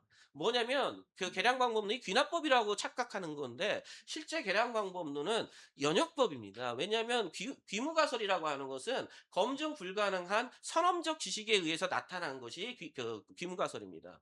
그런데 이 귀무가설은 당연히 그래서 연역적으로 추론이 돼서 등장하는 건데 우리는 마치 그 가설이라고 하는 게 그 귀납적으로 해가지고 진실을 발견하는 것이 이 그 가설 검증이고 그게 그 통계학이다라고 하는 오류를 가지고 있습니다. 그다음에 이제 그 포포를 좀 다시 한번 불러와야 되는데 실제 이제 이게 검증주의의 목적이 뭐냐, 계량 방법의 목적이 뭐냐? 포퍼의 관점에서는 진실을 발견하는 것이 아니라 항상 지금 지식을 발견하려고 하는 것이고, 그거는 반증의 과정에서 우리가 지식을 발견하는 거지, 우리가 단지 이런 어떻게 보면 진실을 주장하기 위한 수단으로서 이걸 쓰면 안 된다, 뭐 이런 얘기인데, 우리는 이제 탐구를 위한 수단으로서의 계량 분석 또는 방법론에 대한 이해도가 떨어진다. 라는 생각을 하고 있고요. 파이어 아반트도 사실 뭐 그런 비슷한 얘기를 했었고, 실제 이제 우리들이 이제 여러 가지 그런 비슷한 얘기들을 하고 있습니다. 그래서 이제 철학적인 연구에서 제가 존재론적 차원에서 계량 방법론은 실제 한 층위만을 포괄한다라는 것을 스스로 인정을 해야 됩니다. 근데 마치 우리가 방법론을 가지고 계량 방법으로 뭐 많은 걸 대부분을 설명할 수 있다. 이거는 굉장히 위험스러운 거. 그게 이제 계량 경제학이 잘못 들어가가지고 한국에서 이제 굉장히 정책학이나 행정학에 이제 악영향을 끼친 이유가 이제 그것을 중심으로 세상을 설명할 수 있다라고 하는 오류를 이제 보여준 예라고 생각합니다. 그다음에 이제 민주적 수기의 자원이 돼야 된다라는 측면이 있는데, 이게 뭐냐면 informed citizen이 돼야 되는데, 시리즌들을 위한 방법론이 돼야 되는데, 마치 시리즌들을 계몽하기 위한 진리의 어떻게 보면 나팔수 역할의 이 방법론을 얘기하는 사람들이 이제 생겨버렸다라는 겁니다. 이런 것들을 좀 고민을 좀 해봐야 되겠다. 제가 이제 마지막으로 드리고 싶은 말씀은, 한국 행정학의 계량 방법론 역사는 더 많은 분석 기법이 도입된 역사로 봐서는 안 된다. 무엇을 과학 증거로 인정해야 하는가에 대한 변화의 역사를 봐야 되는 거고, 그러다 보니까 점점 이제 인과 효과까지도 계속 나오고 있고 영역도 이제 늘어나고 있다라는 겁니다. 하지만 이제 악영향도 있는데, 평균 효과의 유혹, 이게 이제 민주주의로 가게 되면 다양성이 이제 가치인데, 계량 방법은 평균의 학문으로 오해를 하고 있습니다. 근데 사실은 이제 계량은 원래 분산의 학문이거든요. 그다음에 오차의 학문인 건데, 거꾸로 이해를 하고 있어서 이게 좀 잘못 이해가 되고, 맥락 상실, 가설의 형성이라고 하는 건 맥락에서 형성되는 건데, 이 선험적 지식이나 이 연역적 지식에 대한 부분이 계량 방법과 이제 분리가 돼 버리는 희한한 현상들이 나타나고 있다. 그다음에 과학성의 외양. 제가 이제 굉장히 당혹스러운 게, 학생들이 그런 얘기를 합니다. 뭐 내생성 어쩌고저쩌고. 도대체 내생성이라는 단어를 누가 가져왔는가? 내생성이라고 하는 것의 철학적 의미들을 한번 고민이라도 해본 적이 있느냐? 마치 이제 계량경제학 박사과정 첫 수업에 들어가면 보통 그런 걸 가르치죠. 선생님들이 뭐 네가 더 몰라도, 계량경제는 몰라도 대충 내생성이 문제다라고 하면 다 먹어줄 거다. 이제 그런 현상이 이제 들어가 버린 거죠. 이게 그래서 과학성이라고 하는 것은 치밀한 어떻게 보면 논리에 대한 고민인데, 논리는 사라지고 그냥 방법만 남아버리는 이런 이제 한계들도 아직 가지고 있다. 그다음에 이제 나머지 부분들은 이제 제가 조금 더 해야 되는데, 계량 방법론이라고 하는 것들이 사실 앞으로도 굉장히 많은 변화가 있겠지만, 부디 다양한 방법론을 이용하는 것, 그것도 중요하지만 이제 기본적인 방법론을 무엇을 위해서, 어떤 연구 질문에서 우리가 할 것인가, 이 고민이 이제 저희가 천착하지 않으면 행정학 고유의 이 방법론, 계량 방법론의 어떤 존재감은 오히려 지금보다 더 약해질 수도 있다라는 말씀을 드리고 마치도록 하겠습니다. 감사합니다. 자, 수고하셨습니다. 어쨌든 네 분이 이제 발표를 다 마쳤고 시간이 빠듯합니다. 그러니까 네 분의 토론이 남아 있는데 한 4분 정도를 기준으로 한번 시작을 해보죠. 그래야 50분에 끝날 것 같아요. 저도 마무리 말씀할 게 있고. 그러면은 발표한 순서대로 얘기를 할까요? 우리 심준석 교수 발표에 대해서는 이거 김광우 교수님 시작하시죠. 네. 심 교수님 논문을 읽으면서 그동안 평가위원이라는 이름으로 내가 얼마나 많은 활동을 하며 덕분에 나름의 따뜻한 빵을 좀 얻었던 그런 기회가 있었지 않았을까 그런 생각이 드는데, 사실은 금토일 이 3일간 서울시 평가서 써주면서 낑낑댔거든요. 그런데 지난 오랜 동안 과연 제가 써놨던 평가라든가 했던 평가가 얼마만큼 효용성이 있었을까라고 하는 그런 되물음, 고찰하는 그런 시간을 또 이 논문을 읽으면서 가져봤습니다. 그래서 자기 효용감이 너무 떨어지는 일들을 내가 하고 있는 게 아닌가라고 하는 그런 생각이 지금 들었기도 하고요. 일단은 미등의 4개의 파도인데, 과연 우리는 그런 파도가 순차적으로 잘 와서 진화하는 그런 과정을 겪었는가라는 걸 보면 여기서 이제 심 교수님이 이 퇴적이라는 말을 쓰셨어요. 근데 퇴적이라는 말보다는 축적이어야 되지 않았을까 그런 생각이 뭐 들어서 과연 우리 여기 학계에 있는 많은 분들이 축적을 하기 위한 그런 활동이 차근차근 잘 해왔을까라고 하는 그런 생각을 갖고 그래서 파도 중에 쓰나미도 아니고 이한류 그런 파도가 우리는 왔다 가는 게 아니었는가 생각이 들고서 좀 아쉽기도 했었고요. 반성하기도 하고요. 그다음에 연구 실무 교육의 삼각의 시너지가 과연 잘 나고 있었을까라는 생각이 너무 듭니다.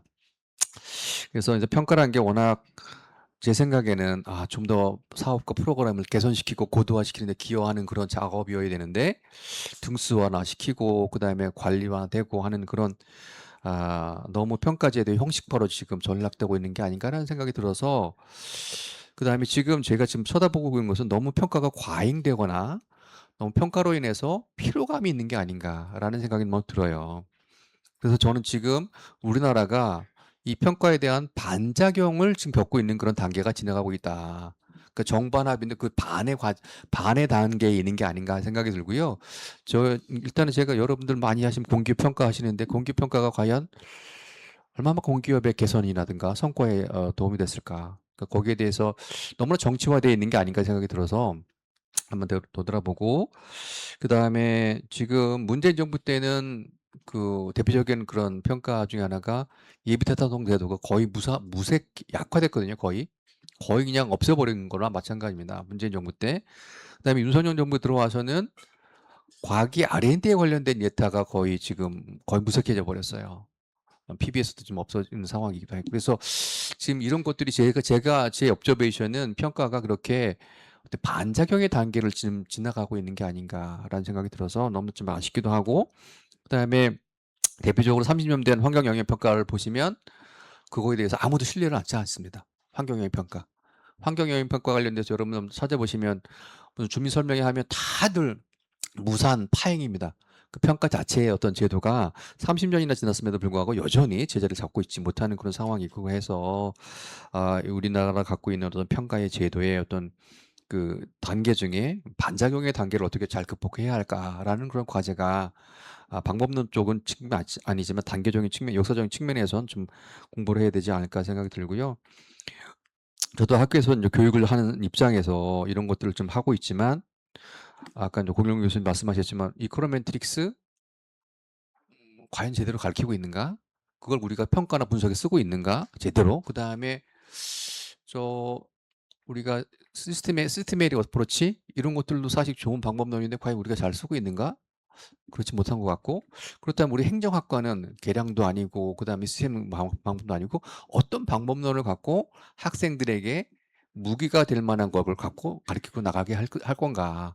저는 그런 것들이 과연 있을까라는 생각이 듭니다. 그래서 행정학과만의 분석이나 평가의 어떤 방법론? 그러니까 저희가 지금 RCT를 좀 한번 진제대로 한번 해보자고 심 교수님 저랑 한번 박사과정 하나를 했는데 돈이 너무 들고 시간이 너무 들고 품이 너무 들어요.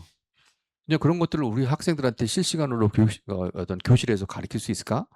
그런 한계가 있습니다. 그렇다면 이런 제약 조건 하에서 우리 학생들에게 분석이라든가 평가라고 하는 방법론, 행정학과에서 갖고 있는 어떤 가질 만한 어떤 출신으로서의 그 무기, 방법론 그런 것이 뭐가 있을까? 이런 것들을 한번 고민을 좀 더 깊게 해봐야 되지 않을까 이런 생각이 듭니다. 우리 계량도 아니고 그러면 우리 시스템에릭 어프로치 시스템 다이나믹스 그것도 가르치려면 한 1년 넘게 가르쳐야 되거든요. 그것도 어렵고 그러면 행정학과는 어떤 방법론을 갖고 아이들을 키워내야 될까? 그거에 대한 여기 많은 계신 여러 교수님들께서 표준화된 내거나 그러니까 학부형 방법론 아니면 그다음에 대학원 방법론 이런 것들은 표준화된 어떤 그 교재라든가 방법론이라든가 사례라든가 이런 것들을 좀 만들어 주시면 좋겠다는 생각이 들고요. 끝으로 제가 말씀드리고 싶은 것은 이걸 읽으면서 정치적인 것 그다음에 어떤 영향 받지 않고 분석이나 평가를 독립적으로 과학적으로 그다음에 객관적으로 연구하는 연구기관, 연구주체, 연구단체 이런 것들이 좀 있어서 우리 대한민국에서도 이런 아주 엄밀한 그런 방법론이라든가 어떤 평가론 갖고서 이런 사례를 하고 그다음에 정치학의 어떤 개선에 디자인에 기여하는 그런 커뮤니티 아니면 기구, 연구소 이런 것들이 있었으면 하는 그런 바람으로 잘 읽었습니다. 예, 이상입니다. 예. 감사합니다. 그러면 우리 이민찬 교수님. 이걸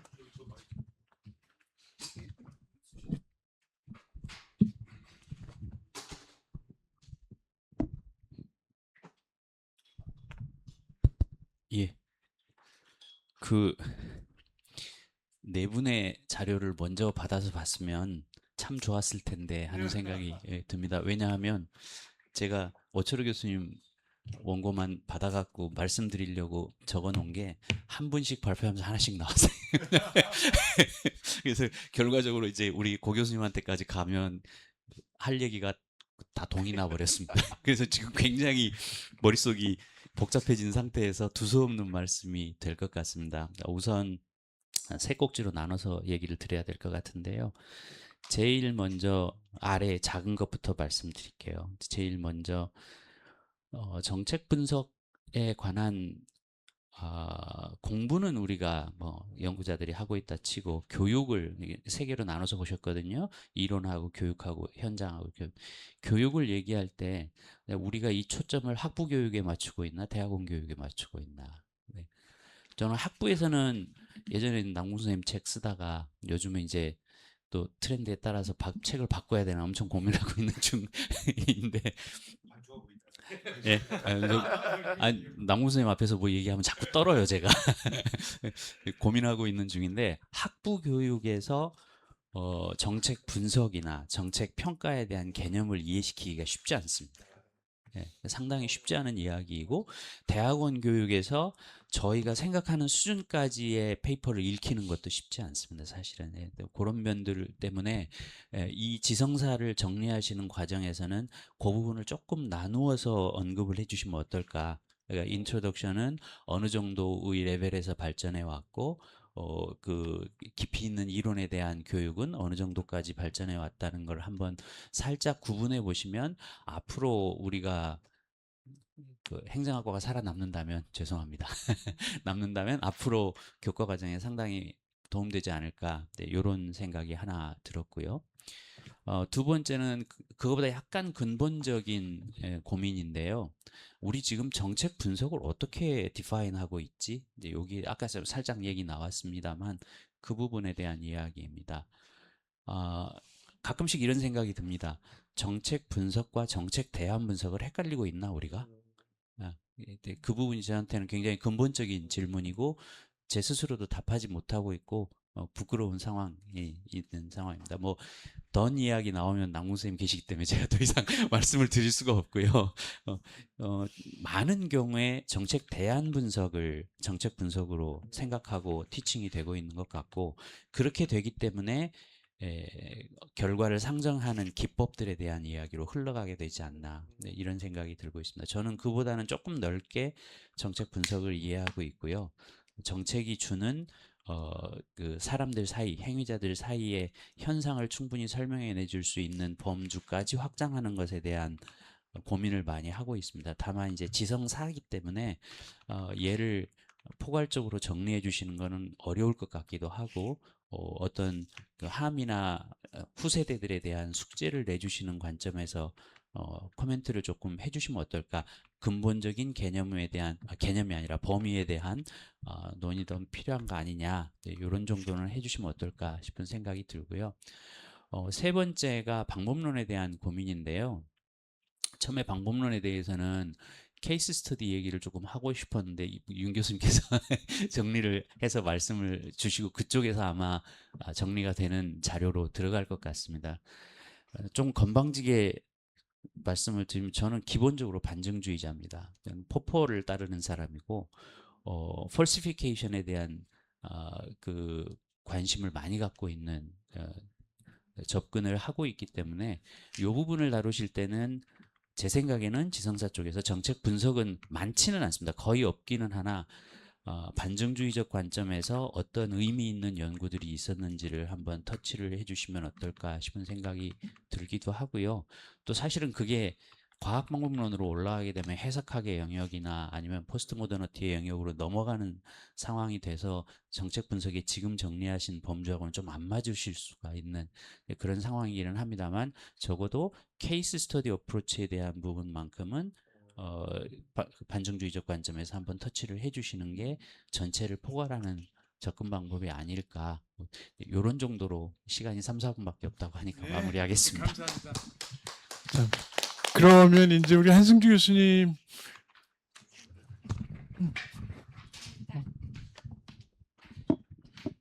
예, 저 발표 잘 배웠습니다. 그래서 이제 이 선생님이 구성하셨던 그 네 가지의 질문 그리고 그대로 작성된 글이 나오면 참 이렇게 질적 연구하는 사람으로서도 또 가르칠 때에도 좋은 교재가 될 것 같다는 생각이 이제 들었는데요. 그래서 쓰시는 것에 어떤 도움은 아닐 것 같고 그냥 질적 방법론에 대해서 평시에 나눴던 말 중에 몇 마디를 그냥 재현할 것 같습니다.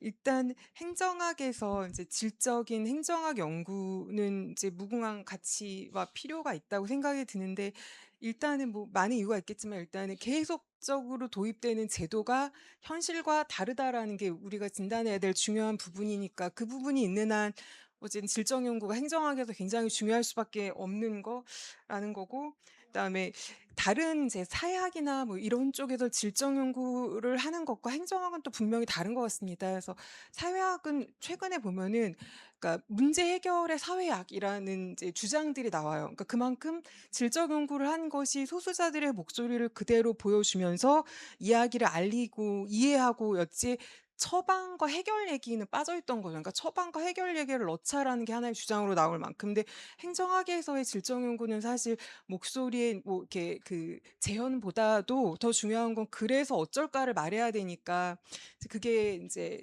행정학에서 하는 질적 연구의 특징이라서 근거 이론하고도 잘 맞았던 것 같다는 생각이 들고, 또 그래서 학위 논문에서 질적 연구만 가지고 학위를 받기가 되게 어려웠던 부분도 있는 것 같습니다. 그래서 이제 질적 연구를 사용해서 뭔가 행정학자로서 학위를 받아가면서 혹은 이제 학술지에 게재하는 논문의 무게를 가지려면은 정책적인 처방을 언급해야 되는데, 그 부분에서 논리적인 비약이 벌어지는, 그래서 공격의 지점도 되고 자기 방어해야 되는 지점도 되고, 그런 게 하나의 고민이었던 것 같고, 그리고 또 하나는 이제 그 비슷한 얘기인데요. 그러니까 그 질적 연구가 갖는 이제 방법론적 위상이 좀 강화되려면은 이제 결과에 대한 얘기일 것 같아요. 그러니까 그 처방을 얘기하기는 쉽지 않기 때문에 이론적인 통합이라고 해야 될까요? 그러니까 질적 연구를 통해 발견된 발견의 가치가 얼마나 있음을 좀 더 많은 부분의 분량과 논리로 설득하고, 그게 선행의 이론과 어떤 연결 지점이 있는지를 분석 이후에 충분히 말해주지 않는 한은 질적 행정학으로서의 위상이 높지 않을 것 같다는 생각이 들었습니다. 그리고 아까 선생님이 이제 그 여러 질적 연구가 분들에게 질문 인터뷰를 하신다 했을 때 제가 왜 막 이렇게 좀 부담스러웠는데요. 선생님 뭐라고 말씀하셨냐면 질적 데이터를 만든 사람이라고 말을 하시더라고요. 그래서 그게 약간 좀 새로웠습니다. 질적 연구 방법론을 쓰는 사람이 질적 연구가 자가 아닌가라고 생각을 했는데, 실제로 인터뷰를 통해 누군가의 경험을 모아서 거기에 의미를 부여하고 해석을 했던 연구를 지속적으로 하고 있는 사람, 그 데이터를 생산하는 자가 질적 연구자다라는 생각에서 좀 더 질적 연구 데이터를 모으는 거에 좀 더 많은 노력을 해야 되지 않는가. 게다가 AI 시대에 더 그런 생각이 들었는데요. 어쨌든 비정형 데이터가 계속 늘고 있는 상황에서 질적 연구가 이제 가다야 될 부분이 뭔가 저는 오히려 더 넓어질 것 같다는 생각이 들거든요. 질적 연구 빅데이터를 통해 발견된 어떤 패턴에 대한 이야기를 형성하는 거는 결국 질적 연구가 어떤 맥락을 부여하는 거기 때문에, 이제 그런 측면에서 가설을 생성하는 질적 연구가 AI 시대에도 또 좀 어떤 의미 있는 기여를 할 것 같다라는 생각이 들었습니다. 이상입니다. 네, 감사합니다. 저기 이제 50분이 끝나게 돼 있는데 지금 시간이 벌써 50분이 됐기 때문에 김경동 교수가 한 5분 더 쓰고 12시부터 점심시간이기 때문에 약간 여유가 있어서 그걸 좀 활용하겠습니다. 김경동 교수는 준비한 거 다 말씀하셔야 될 것 같아요. 예, 안녕하십니까. 광운대 행정학과 김경동입니다. 먼저 의미 있는 작업에 토론자로 참여할 기회를 주셔가지고 정말 감사드립니다. 고인고 교수님께서 계량 방법론 역사에 대해서 잘 소개를 해주셨고, 제가 인상 깊게 봤던 부분은 그냥 계량 기법의 발전이 아니라 방법론의 발전으로 보신 부분, 그리고 숫자가 단순히 늘어난 게 아니라 증거 형식이 바뀐 역사로 보고 있다는 표현이 나오는데요. 해당 부분에 되게 공감을 많이 하면서도 네, 한 가지 덧붙이고 싶은 말이 있어가지고 그 부분에 대해서만 좀 이야기를 드리려고 합니다. 증거의 형식이 양적 증거 이렇게 바뀌고 어떤 방법론을 통해서 생산된 증거 이렇게 바뀌었을 때 증거가 어떻게 하면 인정되느냐 그 기준이 매우 중요할 것 같은데 이 부분에 대해서는 원고에서 많이 다뤄지지 않은 것 같습니다. 제 생각할 때 그 부분은 질적 방법론과 계량 방법론을 엄격히 구분해서 다루는 어떤 경향 때문에 더 그런 것 같고요. 지금 70년사 작업도 두 개의 주제를 완전히 구분해서 다루고 있어가지고 그런 부분에 대한 어떤 얘기가 좀 누락이 된 것 같은데 우리나라 행정학 정책학 전통 이야기를 할 때는 이 부분을 반드시 다뤄야 될 필요가 있는 것 같습니다. 증거의 형식이 바뀐 그런 역사라고 주장을 하셨었는데 그건 사실 서로 다른 어떤 증거들이 어떤 공유된 기준에 의해서 인정되는가라는 질문을 포함하고 있다고 생각하는데요.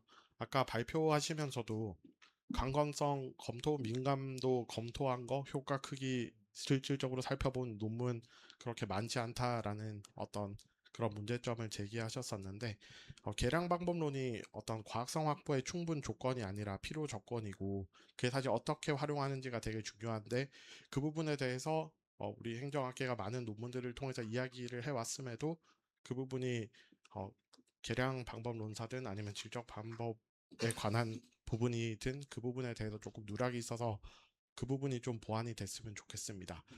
다들 잘 아시다시피 뭐 셰보르스키나 뭐 레이파르트, 그 게리킹 이런 최근에 뭐 브래디아, 콜리어까지 사회과학 연구 방법론의 전통을 연구하는 학자들에서는 이 부분에 대해서 어떤 증거를 인정할 것인가에 대한 얘기를 되게 많이 했었었고 우리나라에서도 강신택 교수님 사회과학 연구 논리 책에서도 그런 말씀 많이 하셨고 네, 가설이나 증거, 추론을 연구하는 어떤 탐구의 논리가 중요하다는 걸 체계화하셨었는데 그 부분에 대한 논의를 어디선가 다뤄야 한다면은 계량 방법론 부분에서 좀 다루는 게 좋지 않을까라는 생각이 들었습니다.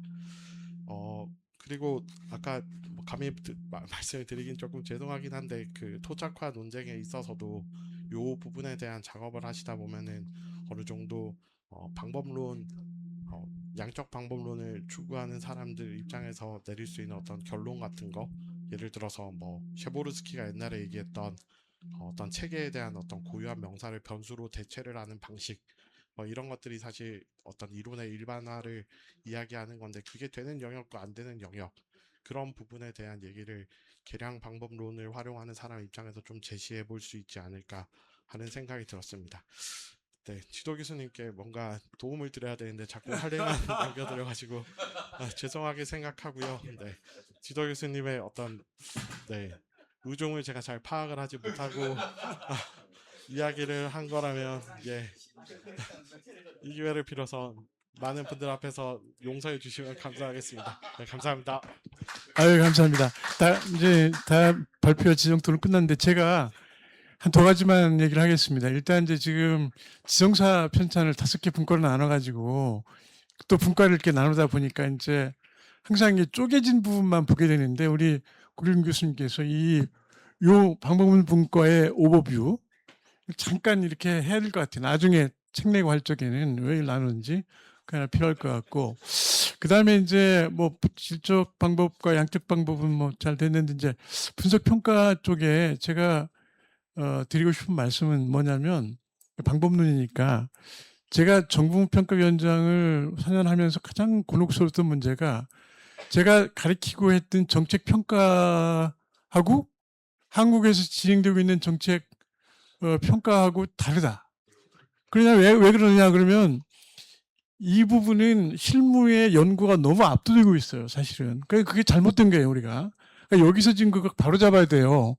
제가 이제 내린 결론은 우리가 가르치고 뭐 배우고 이런 그 정책 평가는 프로그램 단위의 평가고 정책 단위의 평가를 쭉 가르치고 뭐 아까 제3불결도 다 그런 방식인데 지금 정무 평가나 공공기관 평가는 이건 그런 의미의 평가가 아니라 기관의 성과 관리, 조직의 성과 관리예요. 조직 성과 관리.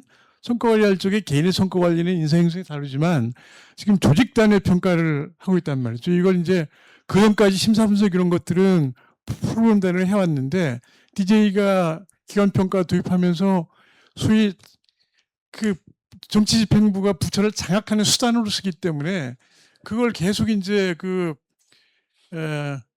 2006년에 이제 정부평가법에서 계속되었고 지금도 계속하고 지금 윤석열 정부에서 이제 기관 평가를 없앴다가 지금 다시 그걸 도입해가지고 기관 순서를 정하는 쪽으로 가는데 사실 평가는 프로그램 단위로 하면서 그건 다 죽이고 발표만 이제 하는데 학자들이 거기에 동조해가지고 막 이게 헷갈리고 있단 말이에요. 그러니까 이거 반드시 그걸 좀 바로잡아야 될 것 같고 정책 분석 평가로 하지 말고 성과 관리를 포함한 걸 좀 분석들에 넣어가지고 오철 교수님하고 심주 교수님 하셔가지고 그걸 좀 바로잡아 줬으면 좋겠다.